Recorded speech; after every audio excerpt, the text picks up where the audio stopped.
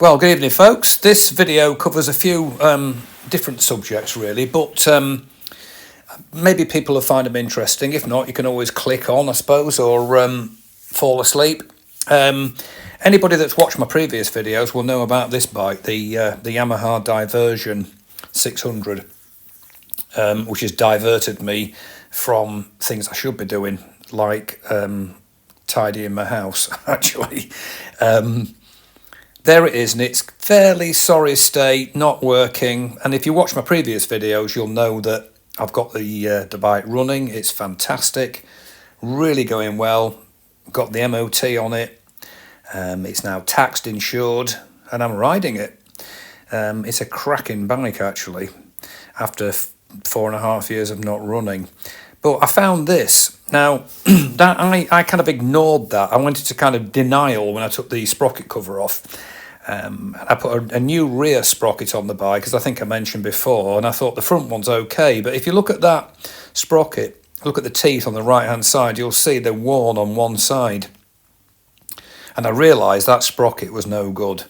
Plus, the actual sprocket housing was full of, 29 years of chain grease, full of grit and horrible stuff. So I used a gallon of petrol, actually, at great risk to life and limb, and a paintbrush, and put a bucket underneath the bike, and I got rid of all of that horrible, contaminated, grit-encrusted chain grease. You could use paraffin, actually, I think, which would be slightly less hazardous, but I did it out of the way where nobody would flick a fag end near me, and got rid of all of it. But I noticed that the sprocket is definitely worn, having put a new rear sprocket on, because that was damaged, as I put in a previous video. It had bits missing off the teeth. And I think in a previous video I did put, the front one's okay. Well, guess what? No, it's not. Or it wasn't. So I thought I'm going to replace it, take the sprocket off, buy a new sprocket, and I did this. So that's what a bit of petrol does at great risk. Petrol is a really good solvent, actually. It's better than carb cleaner and for that kind of thing. And somebody told me today, they said paraffin works well, but anyway, I did it with petrol. I like living dangerously, and I got rid of all the filth and that, effectively a grinding paste, really. I don't think the sprocket cover had been off the bike for 29 years, because I think the bike's done 40,000 miles. And looking at the rear sprocket, I thought, well, that's the original sprocket. And looking at the front, I think that's the same, actually. I doubt very much it's been off, because the amount of grease and filth that was in there was unbelievable. So there it is now in its clean state. I put button-headed Allen bolts to hold on the neutral indicator, as you can see there. I think I mentioned that before. And just generally cleaned it up. I saved a load of rags and duvet covers and all that kind of stuff that normally you'd chuck out, but I hoarded them for a while. So I shoved them under the bike and got a big paintbrush out and got rid of it all.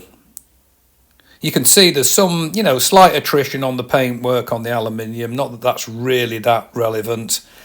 I also checked out the oil seal, which comes up later in this video, actually, about seals. And I bought the new sprocket. Now, the standard sprocket for this bike has 16 teeth, and I find it revs really high. It's a very high revving bike. There's another shot there, look. Much better, isn't it? So I looked on the internet and I found World's End Moto, otherwise known as Moto, and they had a 17-tooth sprocket. So that is one tooth bigger. So, the Diversion is like, it's a very high revving bike. Well, I think it is at 9,500 red line. I think at 50 or 60 miles an hour, it's 4,000 revs. It just felt a bit frantic to me. So I bought a front sprocket with an extra tooth from World's End Moto, which arrived very quickly, well packaged, and I think reasonably priced really for what it is, including the postage. And there it is, an engineering triumph. You can see the 17 on it. So it's got the right, obviously the correct number of splines on the inside of it. So basically it's bigger by 1 tooth out of 16. So as a percentage, can anybody advise me what that is? What is it? It's 1/16 more. Is that? I don't know. My maths is terrible. It's not 10%. No. Is it 6%? I don't know. Tell me, please, somebody. I was rubbish at maths.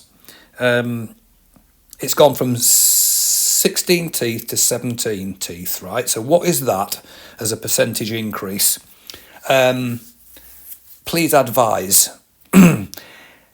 So basically it's kind of tamed it a bit, because it's got 6-speed gearbox, which I think is amazing, like the Royal Enfield Interceptor and GTs actually, except this was in 1996.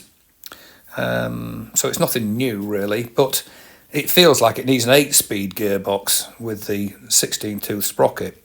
The 17-tooth has definitely made it better. That's the other side of it. As you can see, there is quite clearly, obviously, no wear on the teeth yet. So that's World's End Moto. Another good place for Yamaha is Yam Bits. They're really good too. They're not a rip-off like some of the Royal Enfield spares suppliers. They supply at reasonable cost, cheap shipping, reasonable packaging and all the rest of it. You know what I mean? It's like dealing with a different planet really. So Yam Bits and World End Moto are my favourites for doing up Yamahas. So there it is. That's the 17-tooth sprocket. And that just slotted straight onto the splined output shaft of the newly cleaned sprocket, thing. So there it is. I bought a new tab washer, but as you can see, I didn't buy a new nut. Now, I could have done, but there's nothing wrong with that one. I mean, it's mildly rusty, and I could have sanded it down and whatever. OCD as I am, and I like things to be correct, especially on tab washers. But that nut, there's nothing wrong with it. So I put it back on.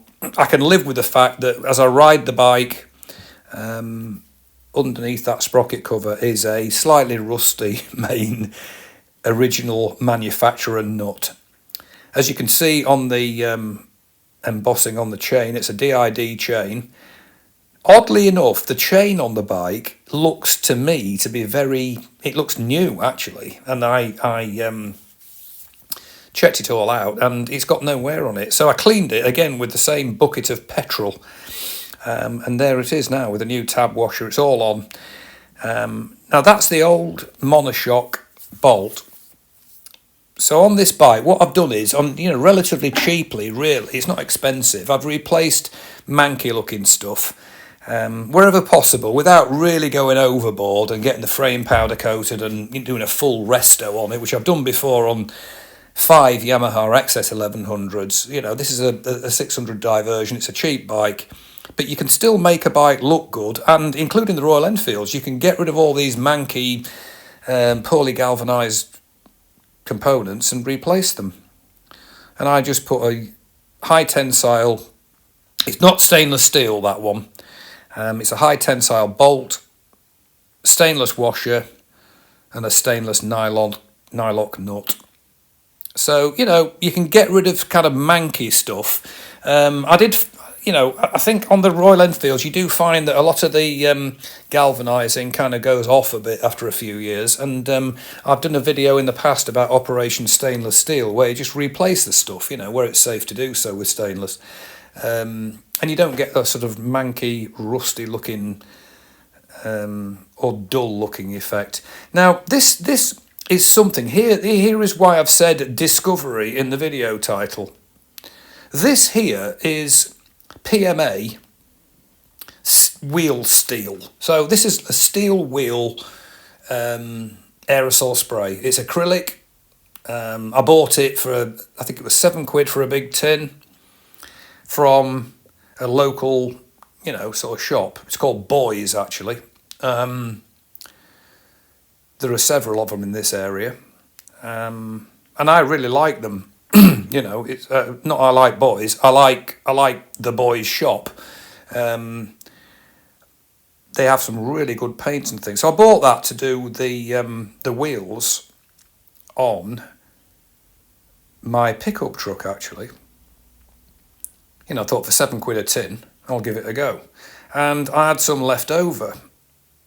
So on the Yamaha, whilst it's got a Delkovich stainless exhaust system, 2 cans, and it's got a sort of 4x2 crossover spaghetti looking front on it, with a kind of crossover pipe and so on.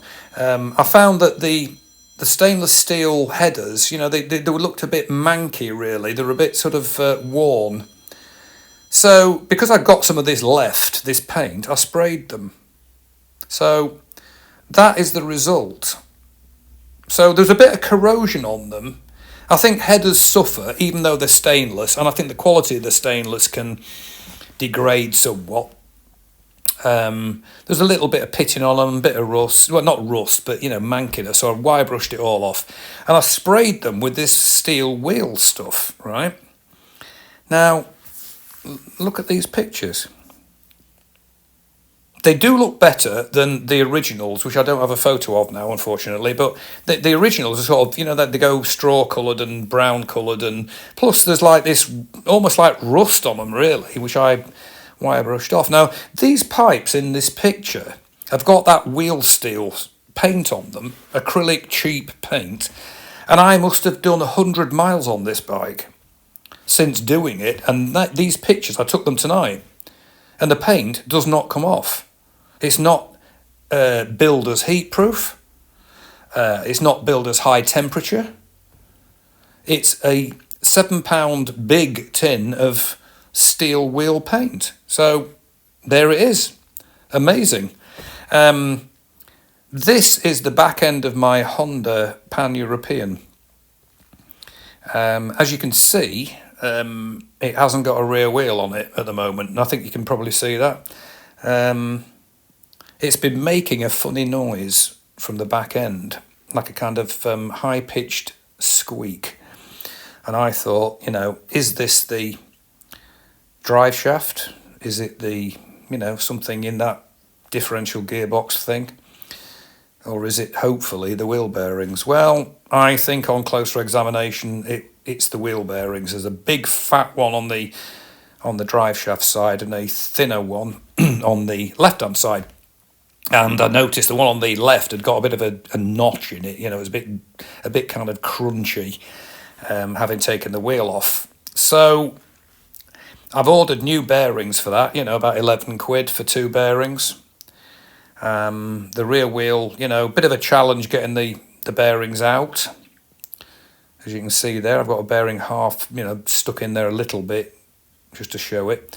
You have to put a drift, some kind of metal rod through one side of the wheel, as you probably know, and then whack, got about 2mm clearance because there's a pipe in the middle. There's like a tube in the middle of it, of the 2 bearings, so you don't crush them when you tighten your rear axle.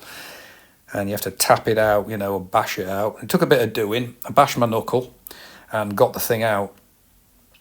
So I've ordered a new seal for the bearing, which is this. And the thing I've got to say here is that if you go online, it's tempting to type in your bike model and year and say, and then somebody says, oh yeah, we've got a rear wheel seal kit, the usual, which effectively means that if you don't really know what you're buying, you tend to trust them and say, oh yes, my bike's an Interceptor, my bike's a GT, or my bike is a Pan-European, I'll buy the rear wheel seal kit, and then end up paying through the nose. So if you look at this picture here, you'll see that oil seal, which is a bit damaged looking, that's not me that's done that, that's just how it was, has got some numbers on it, and it says 30, 47, 8. So 30 is the internal diameter of the seal, 47, this is mil, 47 is the outside diameter, and 8 mil is how thick the seal is, okay? So you've got all the information on a seal, and it doesn't disappear, this stuff. If you clean the grease off or the dirt off, you'll see it. You've got all the info there to buy that seal, whatever seal it may be. You need to know if it's a single lip or a double lip seal. So as you can see from this one, I hope, it's a double lip seal. There's a spring that goes around it, you know, it pulls the seal in.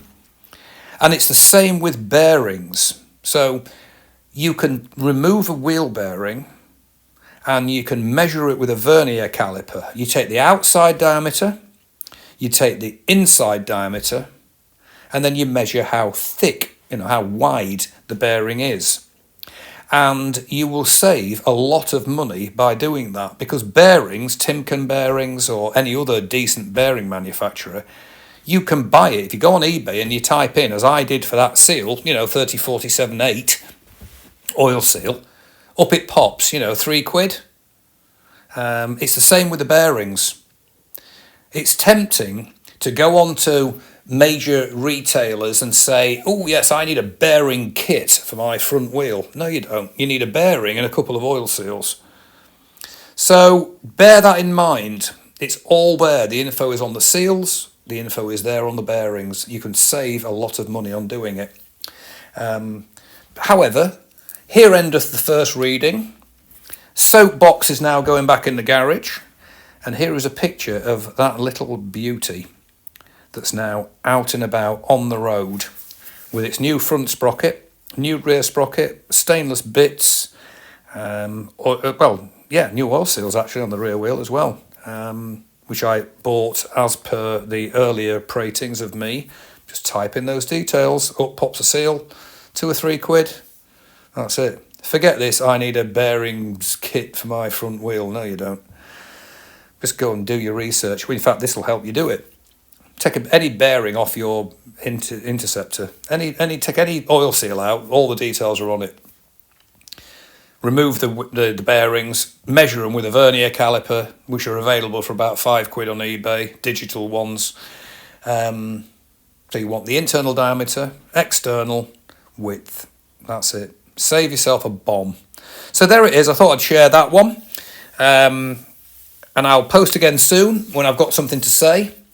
Maybe about the Pan-European. I'm hoping that the wheel bearing, that notchy one, will get rid of that funny noise it was making. Fingers crossed it's not the drive shaft. But if it is, I'll get round it. So in the meantime, I hope that's been of use or interest to people.